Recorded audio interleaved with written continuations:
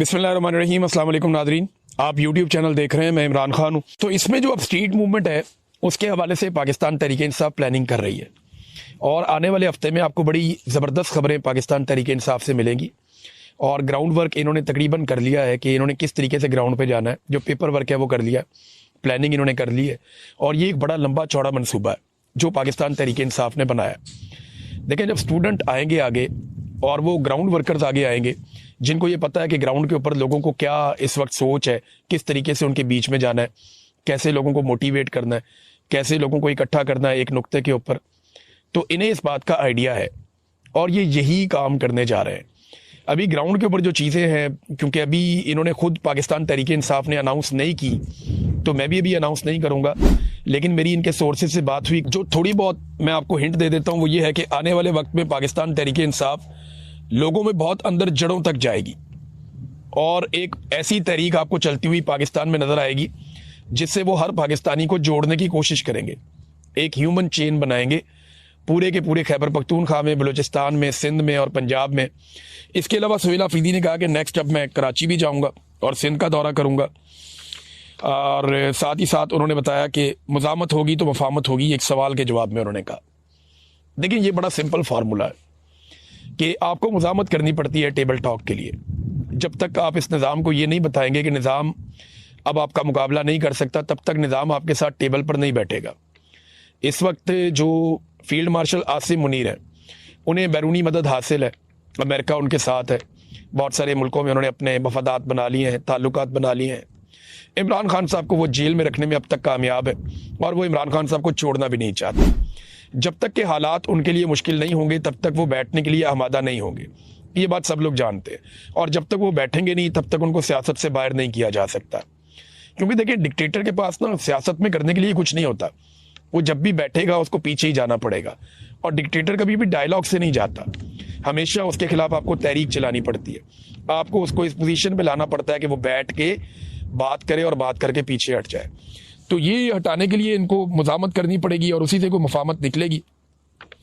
फवाद चौधरी, इमरान इस्माइल और महमूद मौलवी साहब ने जो एक डायलॉग के लिए वो बनाया हुआ पूरा एक कमेटी बनाई हुई है, उसका एक पिछले दिनों मैंने देखा कि उसका एक पेपर भी छापा हुआ है इन्होंने, उसके ऊपर प्रेस रिलीज भी इन्होंने जारी की थी। तो इस हवाले से जब पूछा गया तो सुहेल अफरीदी ने कहा, जी हम इन्हें डिसओन करते हैं, यानी हम इन्हें ओन नहीं कर सकते, ये पाकिस्तान तहरीक इंसाफ छोड़ गए थे। ये जो कुछ उन्होंने कहा ये उनकी अपनी ज़ाती राय हो सकती है, ग्रैंड डायलॉग ज़रूर करें, होने चाहिए। साथ ही उन्होंने कहा जी कि बंद कमरों के फैसले जो हैं वो काबिल कबूल नहीं है, उनसे नुकसान होता है। फिर उन्होंने मुज़ाकरात जो हुकूमत की जानिब से ऑफ़र है उस पर उन्होंने कहा, देखें जी ये मुज़ाकरात अपनी मर्ज़ी से क्या करेंगे, ये तो इमरान खान साहब से मुलाकात तक नहीं करवा सकते बगैर पूछे, ना वज़ीर आज़म कर सकता है ना वज़ीर आला कर सकती है। वज़ीर आला को भी ख़त लिखा, अदालतों को भी लिखा, वज़ीर आज़म से भी बात की, इमरान खान साहब से फिर भी मुलाकात नहीं हो पाई। तो जो लोग इमरान खान से मुलाकात नहीं करवा सकते वो मुज़ाकरात क्या करेंगे खुद से, ये तो इनका इख्तियार नहीं है। और एक चीज़ और उन्होंने कही कि कंटोनमेंट में जो दाखिले का एक मामला हुआ, नाज़रीन ये बड़ी अजीब आज हरकत की गई लाहौर में ना कंटोनमेंट का एक इलाका है, ये वहीं पे कोर कमांडर हाउस था जिसको बाद में इन्होंने जिना हाउस का नाम दे दिया, जहां पे मामला बना के तो पाकिस्तान तहरीक इंसाफ के हज़ारों कारकुनों को गिरफ्तार कर लिया गया और पूरा एक बयानिया घड़ लिया गया 9 मई का। ये कंटोनमेंट के अंदर घर है उमर चीमा साहब का और नौरीन खानम का घर भी वहीं पे है। नौरीन खानम जो हसान न्याजी की वालदा है। तो सुहेल अफरीदी चाह रहे थे कि वहाँ जाएं और जाकर उन लोगों से मुलाकात करें, लेकिन इन्हें कंटोनमेंट में दाखिल होने की इजाज़त नहीं दी गई। सिक्योरिटी एहलकारों ने इनको रोक लिया। तो उनसे इन्होंने पूछा कि जनाब क्या ये आगे दूसरा मुल्क शुरू हो जाता है, तो उन्होंने कहा नहीं, दूसरा मुल्क नहीं है। तो फिर सुहेल अफरीदी साहब ने कहा, जी अगर दूसरा मुल्क नहीं है, पाकिस्तान है, तो मुझे उसमें दाखिल होने की इजाज़त क्यों नहीं दी जा रही? मैं वहाँ जाना चाहता हूँ, हमने अपने लोगों से मुलाकात करनी है।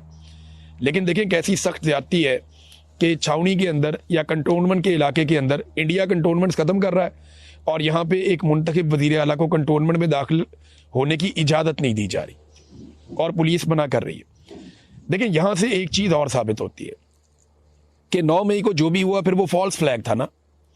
अगर ये सिक्योरिटी आज एक वज़ीर आला को जाने नहीं दे रही तो 9 मई को इतने सारे लोगों को कैसे जाने दिया? 9 मई वाले दिन ये सारी सिक्योरिटी कहाँ थी? ये जितने भी बैरियर्स लगे होते हैं, ये सारे बैरियर्स कहाँ गए? ये जितनी भी रुकावटें खड़ी होती हैं, सारी रुकावटें कहाँ गई? ये जितने अहलकार, चाहे वो रेंजर्स के हैं, सिक्योरिटी फोर्सेस के हैं, पुलिस के हैं, जो वहाँ पे मौजूद होते हैं कंटोनमेंट की एंट्री के ऊपर, वो सारे 9 मई को कहाँ गए जो आज सुहेल अफरीदी को रोक रहे थे? और दूसरा एक और बड़ा सवाल पैदा होता है कि 9 मई को सारी सीसीटीवी फुटेज कहाँ गई? पूरे कंटोनमेंट के अंदर कैमरे लगे हुए हैं, जगह जगह लगे हुए हैं, मैंने इनका पूरा सिस्टम देखा हुआ है। तो वो सारे के सारे सीसीटीवी कैमरास की फुटेज कहाँ गई? वो जो कोर कमांडर हाउस के अंदर की सारी सीसीटीवी फुटेज थी, वो कहाँ गई? वो आज तक पेश क्यों नहीं की गई? फिर कोर कमांडर का अपना जो हाउस का अमला है, जो वहां की सिक्योरिटी है, वो सारे कहाँ गए? तो ये वो बड़े बड़े सवालात हैं जिसके जवाब आज तक हमें नहीं मिले। और आज उसका जवाब ये मिला कि जब रोकना हो तो कंटोनमेंट के दरवाजे पे रोका जा सकता है, और जब ना रोकना हो और आने देना हो और कोई ऑपरेशन करना मकसूद हो तो फिर कोर कमांडर हाउस तक भी जाने दिया जा सकता है। तो ये सवाल जिसका जवाब आपको नहीं मिल रहा था आज तक, या लोग ये कह रहे थे कि जनाब ये प्रोपेगेंडा किया जाता है, तो इसका जवाब आज पूरे पाकिस्तान के सामने मौजूद है। एक बात शाहिद खटक ने भी की। शाहिद खटक ने कहा जी कि हम डिग्गियों में बैठ के जाने वाले नहीं हैं, हम तो गाड़ी में बैठ के जाने वाले हैं। यानी शहबाज शरीफ साहब के बारे में ये खबर आई थी ना कि वो डिग्गी के अंदर बैठ के GHQ में दाखिल हो जाते थे और जाकर मीटिंग्स करते थे, और उसके नतीजे में उन्होंने जनरल बाजवा के साथ एक डील मारी थी, फिर रजीम चेंज ऑपरेशन किया गया था, तो सारा मामला वहां तय हुआ था। तो वो शाहिद खटक साहब ने बात दोहराई कि जनाब डिग्गी में बैठ के। अब इस वक्त एक सर्वे भी हो रहा है, और ये सर्वे siyaasat.pk ने किया है, और जिस वक्त मैं ये वीडियो रिकॉर्ड कर रहा हूँ, इससे पहले जो स्क्रीनशॉट मेरे पास आया इस सर्वे का, उसके वोटों के मुताबिक मैं आपको बता देता हूँ। सवाल उन्होंने पूछा था कि आपको कैसा वज़ीर आला बेहतर लगता है, सुहेल अफरीदी का और मरियम नवाज का? इन्होंने मवाजना किया था। siyaasat.pk ने ये वोटिंग करवाई। इसमें मैं हैरान हो गया कि 3.8% लोग मरियम नवाज को पसंद कर रहे हैं। ये बहुत बड़ी तादाद है, 3.8%, यानी 4% से थोड़ा सा कम। जबकि 96.2% सुहेल अफरीदी के साथ खड़े हैं। पाकिस्तानियों की 96.2% लोगों की राय है कि सुहेल अफरीदी बेहतर है वज़ीर आला के तौर पे, और 3.8%। अब देखिए ना, यही मामला है जिसकी वजह से ये फेस नहीं कर पाते। यही मामला है जो इन्हें परेशान कर रहा है कि ये किस तरीके से जान छुड़ाएं इमरान खान से। लेकिन इमरान खान साहब की मकबूलियत इनकी जान ही नहीं छोड़ रही। एक और सर्वे भी हुआ है, और ये सर्वे करवाया है रिपब्लिक पॉलिसी ने। इसमें बहुत ज्यादा वोट पड़ चुके हैं, अब तक 12-14 हज़ार वोट हो गए अभी तक, और अभी 4-5 घंटे का सर्वे हुआ था जब मैंने इसको देखा था। तो रिपब्लिक पॉलिसी ने जो सर्वे करवाया, उसमें सवाल ये पूछा गया कि आपका पसंदीदा लीडर कौन सा है, मकबूल लीडर कौन सा है जिसको आप वोट करेंगे। इसमें एक ऑप्शन इमरान खान है, एक नवाज शरीफ है, एक बिलावल है, और एक हाफिज नईम है। नाज़रीन, इमरान खान साहब के जो वकील हैं सलमान सफदर साहब, बैरिस्टर सलमान सफदर, मैं इन्हें अच्छी तरह जानता हूँ। ये बड़े काबिल वकील हैं। इन्होंने सैकड़ों मुकदमात इमरान खान साहब के लड़े हैं, और अब इन्होंने एक बहुत बड़ा दावा किया है। दावा उनका यह है कि इमरान खान साहब की अब रिहाई हो जाएगी कानून के मुताबिक। यानी अगर कानून के मुताबिक चलें तो इमरान खान साहब की रिहाई बिल्कुल मैच्योर हो चुकी है। जनवरी से दोनों मियां बीवी ने, इमरान खान साहब ने और बुशरा बीबी ने, अपनी जमानत हासिल करने के लिए दरखास्त दी हुई है, और 8-9 माह के बाद अलकादर की हेयरिंग होने जा रही है इस्लामाबाद हाई कोर्ट में, और दोनों की जमानत जो है वो कंफर्म है। यानी अगर कोई रुकावट अदालत की जानिब से ना डाली गई तो दोनों को जमानत मिल जाएगी और उनकी रिहाई मैच्योर हो जाएगी। यानी असूलन और कानूनी तरीके से इमरान खान साहब को कल रात तक जेल से बाहर आ जाना चाहिए। ये तो बात है वो जो सलमान सफदर साहब कह रहे हैं, या बाकी कानून को जानने वाले लोग या कानूनदान या वकला, वो यही बात करते हैं कि इसी तरह जमानत हो जाती है। फिर दूसरा, एक खातून की जमानत को 10 माह तक रोके रखना, यह भी एक नेक्स्ट लेवल की नाइंसाफी है जिसकी कोई और मिसाल नहीं है, जो बुशरा बीबी के साथ किया गया। फिर देखें ना, इसमें आप एक दो चीजों पे और गौर करें। अच्छा, क्या इमरान खान छूटेंगे या नहीं छूटेंगे, मैं आपको भी बताता हूं। यहां पे इमरान खान साहब से कानूनी इंतकाम लिया जा रहा है। तोशाखाना केस में पैटर्न इन चीफ जनाब इमरान खान साहब को एक ही हकायक पर मुकदमा में तीसरी बार ट्रायल किया जा रहा है। यानी मुकदमा एक ही नौयत का है, अब तीसरी मरतबा इमरान खान साहब को उस पर ट्रायल किया जा रहा है। तोशाखाना में फर्ज करें कि एक वजीर आजम है, वो 200 चीजें ले गया। वैसे इतनी चीजें तो नहीं ले जाते, लेकिन 200-300 चीजें भी ले जाते हैं। शरीफ खानदान जितना सामान तोशाखाना से ले गया, अगर हर चीज पे एक एक मुकदमा बनाया जाए तो अगले 200 साल उनके ऊपर मुकदमा जो है वो चलते रहेंगे। ये जो काकड़ साहब आए थे निगरान वजीर आजम, ये जो सामान ले गए, अगर इसी तरह एक एक करके मुकदमा बनाया जाए तो ये भी इनकी बाकी जिंदगी और इनकी नस्लें यही मुकदमे ही लड़ते रहेंगी।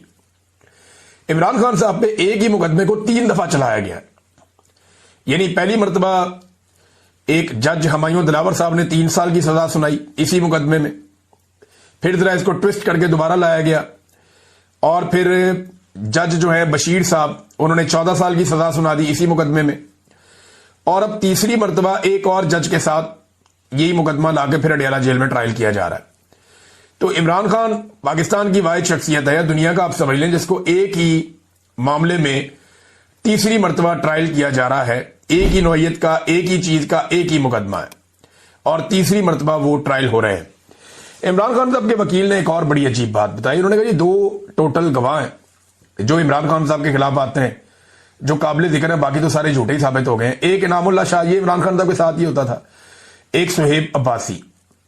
अच्छा, ये जब भी आते हैं ना अदालत में तो इनसे कोई सवाल किया जाता है तो कहते हैं जी आज हमें सिर्फ इस तोहफे की हद तक याद है, चीजें पिछली हम भूल गए। इंसानी याददाश्त है ना, अब ये किसी इदारे की तरह तो काम करते नहीं, आम लोग हैं। तो ये ऐसे गवाह हैं जिनको जो चीजें याद दिला के भेजी जाती हैं कि प्रोसिक्यूशन आपसे ये पूछेगी आपने ये जवाब दे देना है, जज आपसे ये पूछेगा आपने ये जवाब दे देना है, इस तोहफे से मुताल्लिक आपसे जो भी बातें होंगी वो अपने आप को याद दिला दी है। अगर उनसे कोई सवाल करता फलानी चीज का बताओ जी, वो मुझे याद नहीं है, ये वाली बात बताओ मुझे याद नहीं है, वो जो पिछली तुमने गवाही दी थी एक और वो भी मुझे याद नहीं है, क्योंकि झूठ याद नहीं रहता। लिहाजा इन्हें एक ही तोहफे के ऊपर तैयारी करवा के भेजा जाता है और ये आगे बता दें जी इस तोहफे की हद तक हमें सिर्फ मालूमात है। अब अंदाजा करें गवाह भी इनके पास कैसे कमजोर है।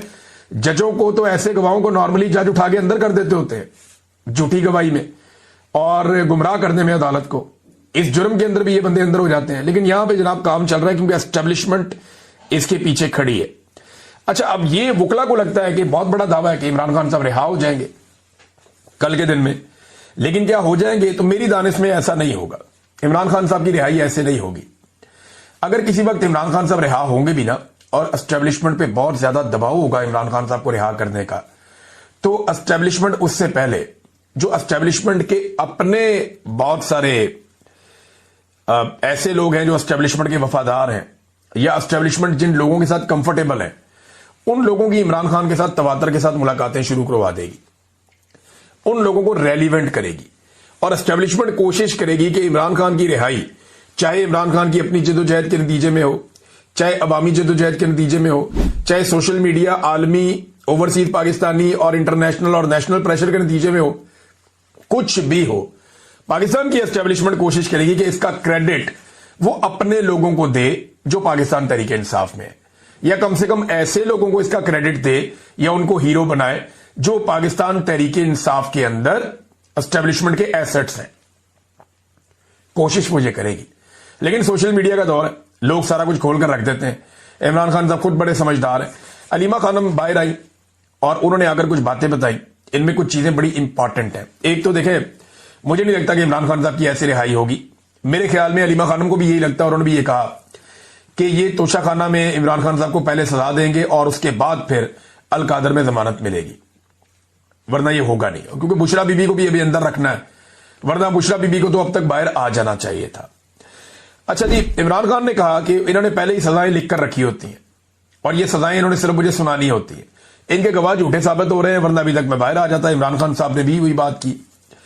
Chief justice Islamabad high court को बड़ी मेहनत करके ये लाए, जैसे इन्होंने 26 तरमीम ये वो सारा कुछ किया, और बार बार वो तारीख मनसूख करते हैं, वो बड़ी मेहनत कर रहे हैं इमरान खान साहब का केस ना लगे। 8-9 माह तो हो गए हैं, इमरान खान साहब का केस लगने ही नहीं दिया जा रहा।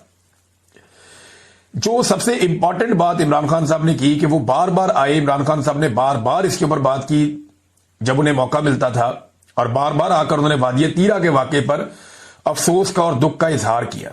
इमरान खान साहब ने कहा कि खवातीन और बच्चों की शहादत पे उन्हें बहुत तकलीफ है।